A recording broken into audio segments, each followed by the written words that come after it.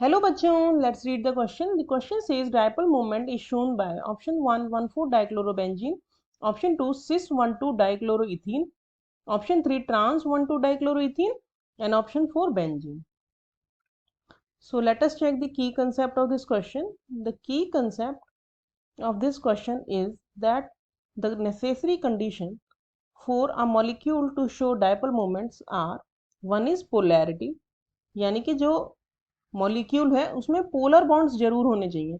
तो जैसे CCl bond है अगर किसी मॉलिक्यूल के अंदर, तो इसके ऊपर डेल्टा पॉजिटिव होगा क्योंकि carbon is less electronegative than chlorine, और क्लोरीन के ऊपर होगा डेल्टा नेगेटिव चार्ज। तो पोलर बॉन्ड्स तो होने ही चाहिए। अगर किसी मॉलिक्यूल में एक भी पोलर बॉन्ड नहीं है तो उसमें वो डाइपोल मोमेंट शो नहीं करता। लेकिन कभी कभी ऐसा होता है कि पोलैरिटी तो होती है, पोलर बॉन्ड्स होते हैं, लेकिन फिर भी मॉलिक्यूल डाइपोल मोमेंट शो नहीं करते। तो उसका रीजन होता है कि जो मॉलिक्यूल है वो सिमेट्रिकल होता है। तो दैट मीन्स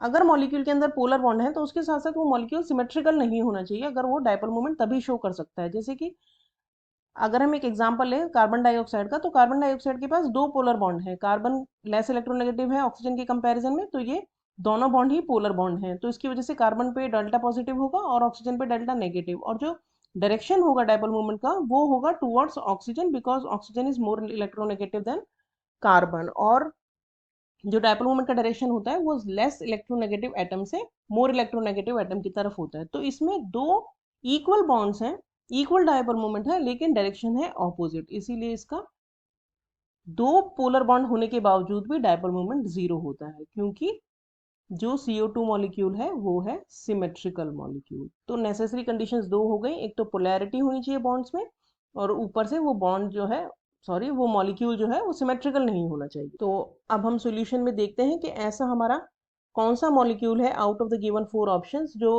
जिसमें पोलर बॉन्ड्स भी हैं और जो सिमेट्रिकल भी नहीं है। तो अगर हम 1,4-डाइक्लोरोबेंजीन की बात करें तो ये बेंजीन है, उस पर 1 और 4 पे क्लोरीन लगे हुए हैं।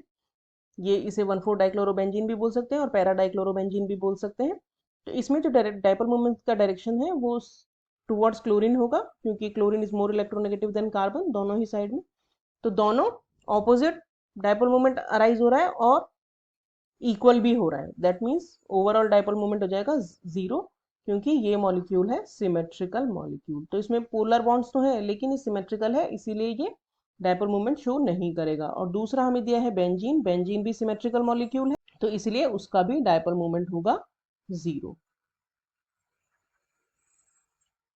और दो हमें दिए हैं जिनमें हम आपस में कंपैरिजन करते हैं, सिस 1,2-डाइक्लोरोइथीन एंड ट्रांस 1,2-डाइक्लोरोइथीन। तो सिस है तो दोनों क्लोरीन सेम डायरेक्शन पे हो, और ट्रांस 1,2-डाइक्लोरोइथीन अगर हम बनाएंगे तो दोनों जो Cl है वो ऑपोजिट डायरेक्शन में होंगे, तभी वो ट्रांस कहलाएगा।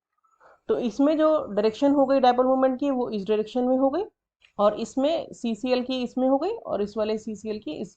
तो ये दोनों ऑपोजिट है और इक्वल भी है और ऑपोजिट डायरेक्शन में भी है, इसलिए म्यू हो जाएगा जीरो।